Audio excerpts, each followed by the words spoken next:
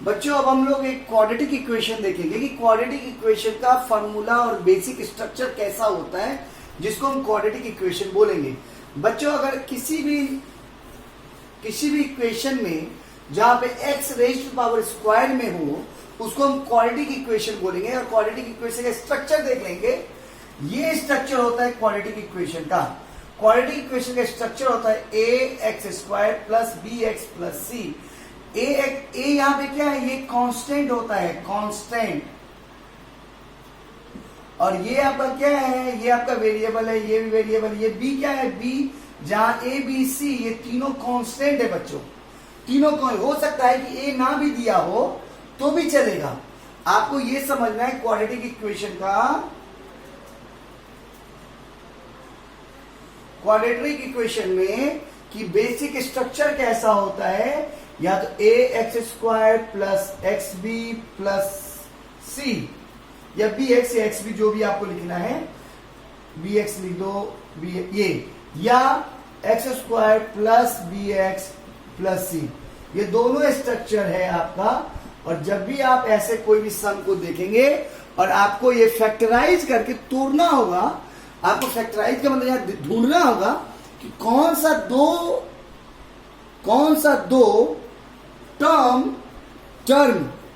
दो term multiply होकर ये टर्म बनाया है।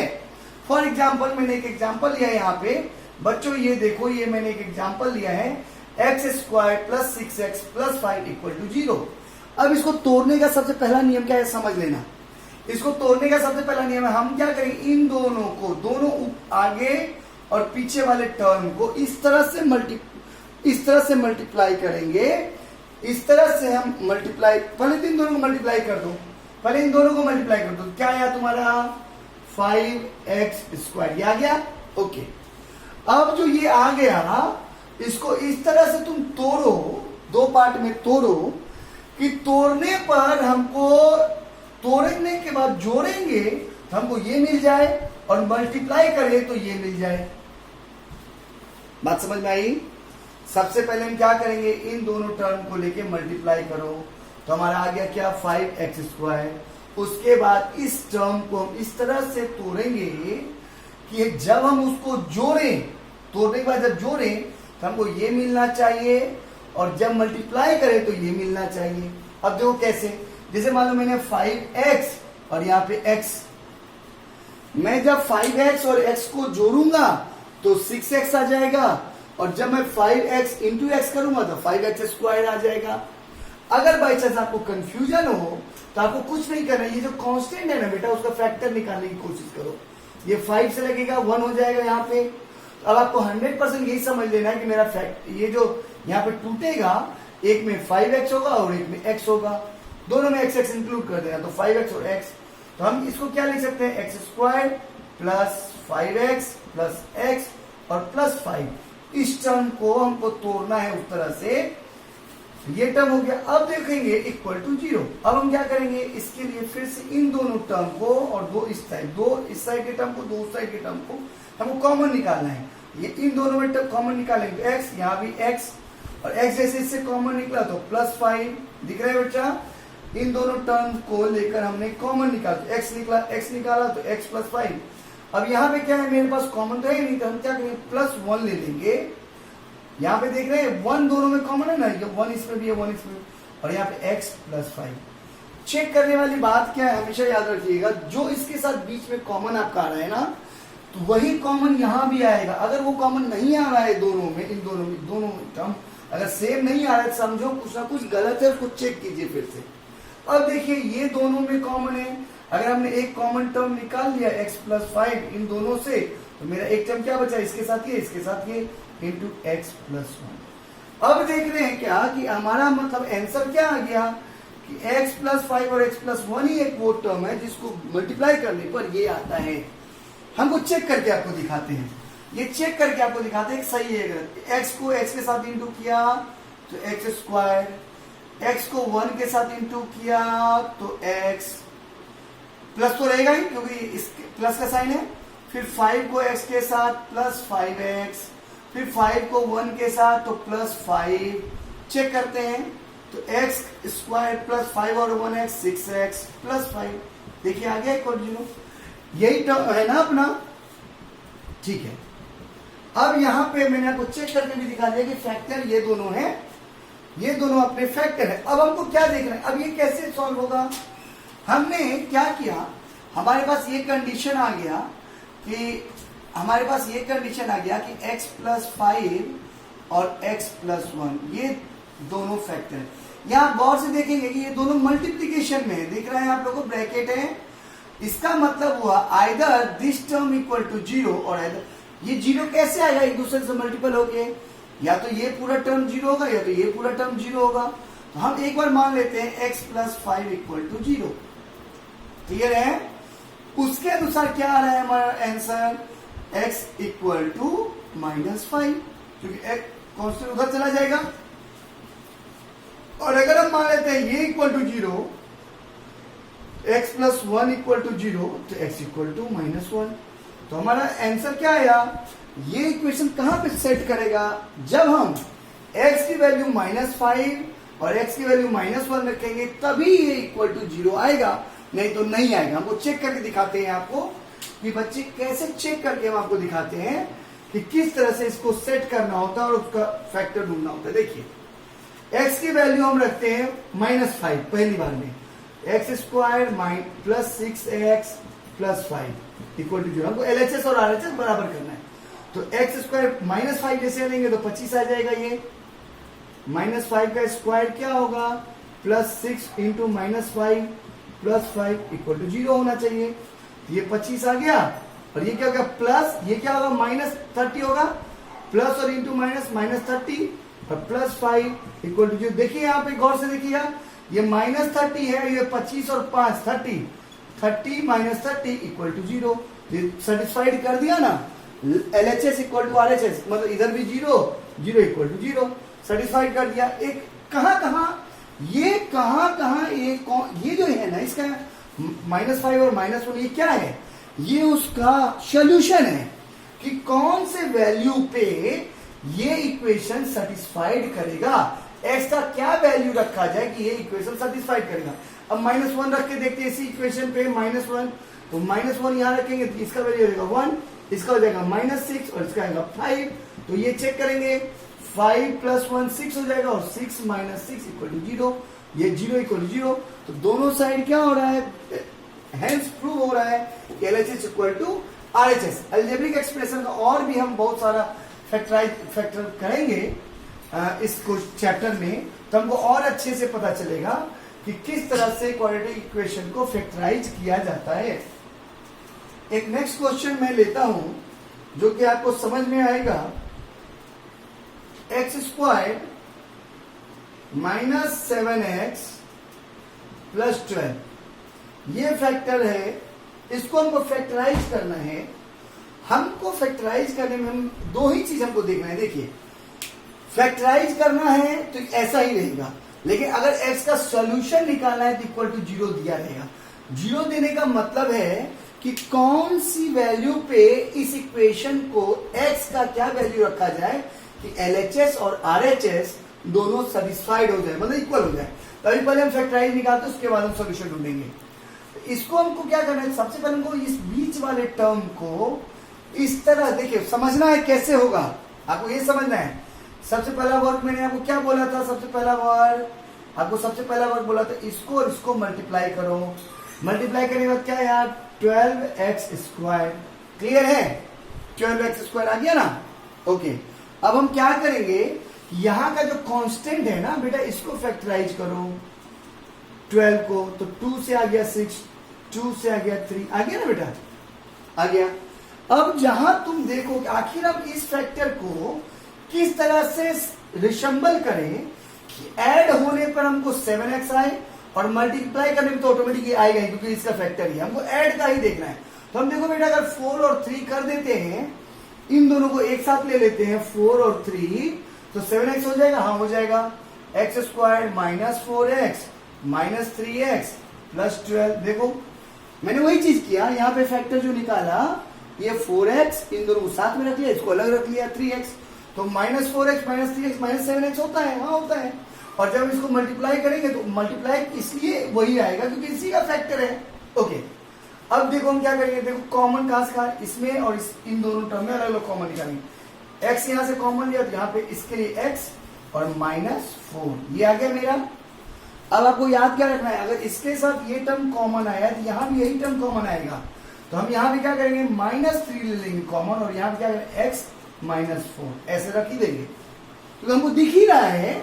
ये देखो -3 के साथ इंटू करेंगे तो -3x आ गया, ये है, और माइनस माइनस प्लस हो जाएगा तो इसलिए 12, इसको इसके साथ इंटू करेंगे हो जाएगा।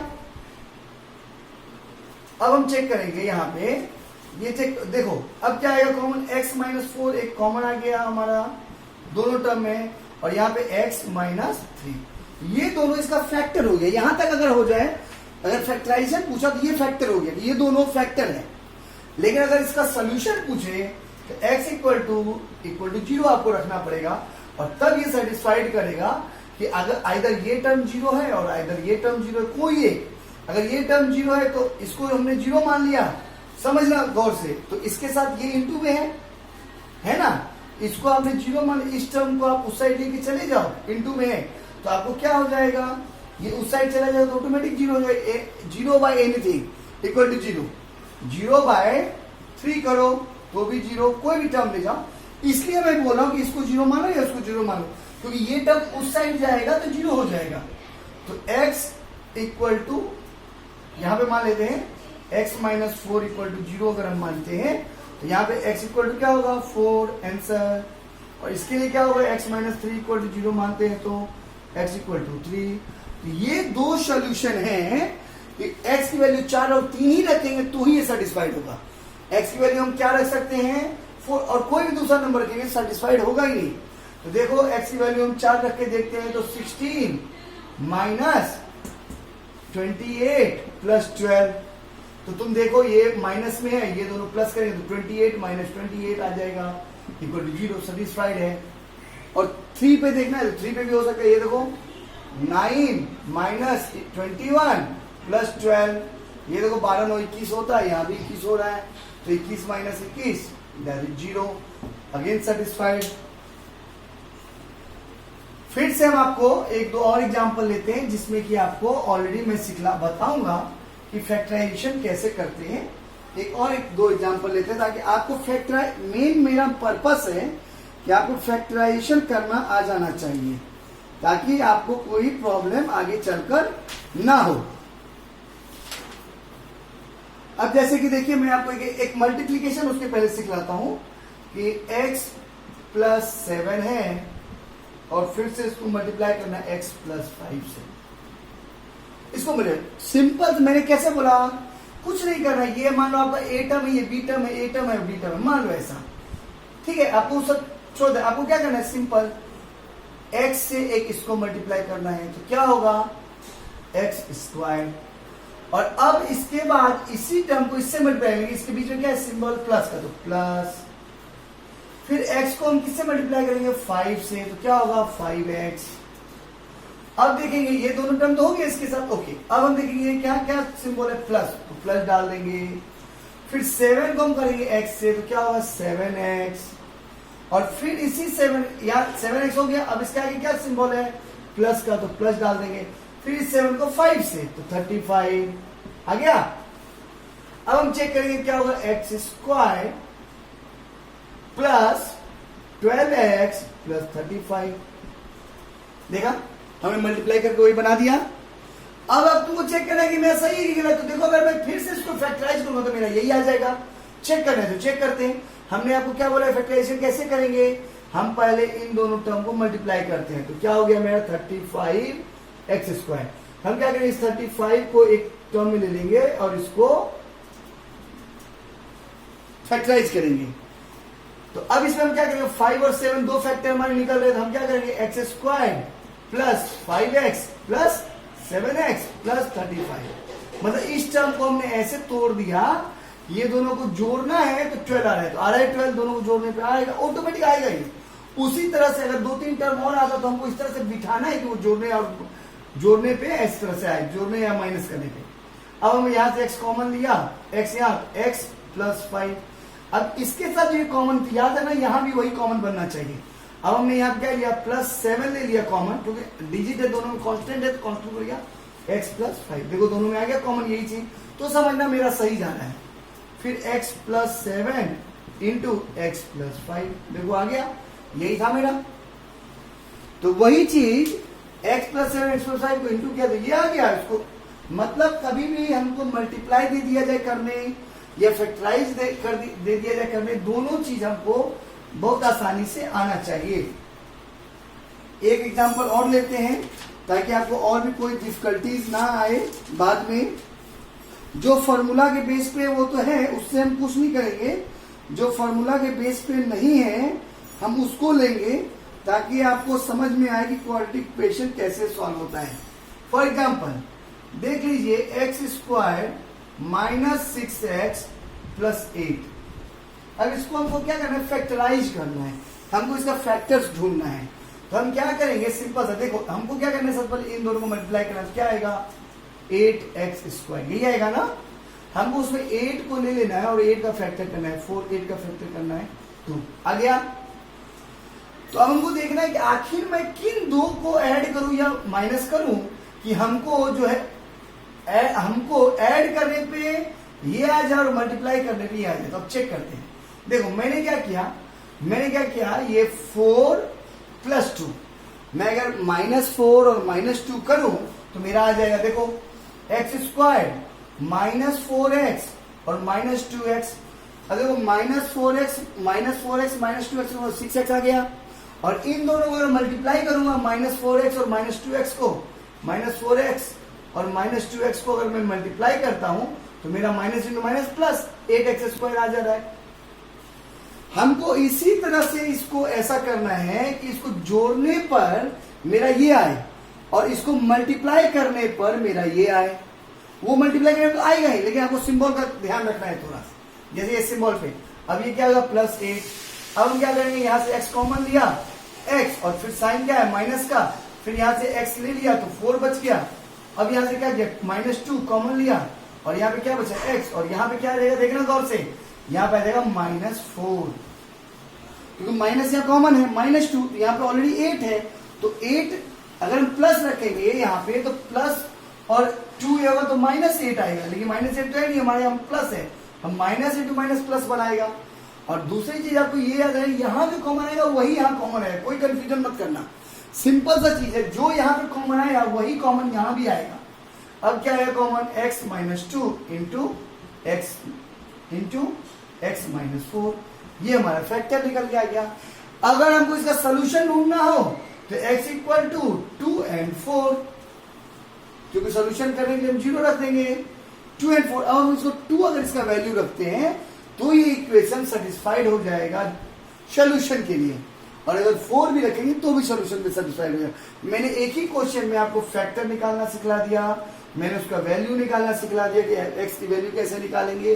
जहां पे वो x की वैल्यू निकालेंगे वहां 0 रख देंगे, 0 जैसे ही रखा तो ये इसके साथ मल्टीप्लाई में उस साइड जाके ये डिवीजन में चला जाएगा, तो इसका मतलब x - 2 = 0 हो जाएगा वो, और x = 2 हो जाएगा। उसी तरह अगर इसको रख लेंगे तो ये नीचे चला के जाएगा तो 0 हो जाएगा। इस तरह से हम जो है ये पूरे अलजेब्रिक एक्सरसाइज को आगे हम करेंगे, और आपको करना है सारा का सारा एक्सरसाइज। हमको इसका प्रोडक्ट फाइंड आउट करना है, मान लो प्रोडक्ट मतलब मल्टीप्लिकेशन। फिर हमने आपको पहले भी सिखाया है कि हम एक ही सिस्टम वो करेंगे। हम क्या करेंगे, पहले एक टर्म को ले लेंगे, एक टर्म को लिया और इसको मल्टीप्लाई करेंगे। तो देखो ये क्या हुआ, 7 का और 49, तो ऑलरेडी 7 का क्यूब हो गया बेटा। 7 का क्यूब क्या होता है, 3 4 3, एक 7 यहाँ है, 7 7, ये 7² है, 7 × 7, तो ये हो गया। और y का क्या हो जाएगा, y का y × y, y³ करेक्ट। अब फिर हम क्या सिंबल है आगे, प्लस का, फिर इसको हम इसके साथ मल्टीप्लाई करेंगे। देखेंगे बेटा क्या है, देखो ना यहाँ 35 × 7 करेंगे तो आएगा 7 × 5 = 21 और 3 4 2 4 5 2 7 × 5 35 रिमाइंडर 3 7 × 3 21 × 3 प्लस 3 24। और यहाँ पे क्या है देखना, y z है तो y, यहाँ भी y है तो y² z। y into y y square हो जाएगा। ओके, उसके बाद आपको चले जाना है नेक्स्ट टर्म पे, लेकिन उसके बाद पहले सिंबल क्या है, प्लस का। नेक्स्ट टर्म पे जैसे जाएंगे तो 25 इंटू 7 क्या होता है, 150, और यहां पे क्या है, वाई जेड स्क्वायर। दिख रहा है ना ये। अब आपको ये एक टर्म के साथ हुआ, अब उसके बाद आपको दूसरे टर्म के साथ यहां लिखते हैं माइनस है यहां पे। ओके, अब इसको इनसे इंटू करना है तो क्या होगा, 49 इंटू 5, 49 इंटू 5 क्या होगा, 245, 245 दिखा माइनस, और यहां पे क्या है, वाई स्क्वायर और जेड, वाई स्क्वायर और जेड आ गया, दिख रहा है। वाई स्क्वायर ऑलरेडी यहां है, जेड इसमें है। फिर क्या आगे सिंबल है प्लस का, और इसको हम इंटू इससे करेंगे तो क्या हो जाएगा, प्लस के साथ यहाँ पे 35 इंटू 5 क्या होगा, 175, और ये क्या होगा, वाई जेड स्क्वायर 175, करेक्ट। अब क्या हो रहा है बेटा, ये देखो, इसको हमने माइनस सिंबल ले लिया था, इसको इससे इंटू किया, फिर क्या इसके साथ तो ये आया, फिर इसको इसके साथ किया, 35 इंटू 5 175 आ गया। अब हम क्या करेंगे, आगे साइन है मेरा प्लस का, और ये क्या आएगा 125, यहाँ पे जेड स्क्वायर, यहाँ पे जेड क्यूब आ गया। अब देखो यहाँ पे हम चेक करेंगे कि मेरा ये दोनों टर्म एक ही जैसा है, तो ये प्लस में ये माइनस कैंसल हो गया, और बाकी देखो क्या आएगा मेरा 343 वाई क्यूब प्लस, अब देखो ये दोनों एक ही टर्म है, दिख रहा है, वाई और जेड पे स्क्वायर यहाँ भी है, यहाँ भी वही है, ये क्या होगा 325 वाई जेड स्क्वायर प्लस ये दोनों टर्म को हमने ऐड कर दिया, और ये एक 125 जेड क्यूब। ये हमारा टर्म हो गया, जो कि आपको इस तरह से समझना है कि इसका प्रोडक्ट क्या हो गया, ये हो गया प्रोडक्ट। ठीक है, ये प्रोडक्ट आपको इस तरह से हो गया।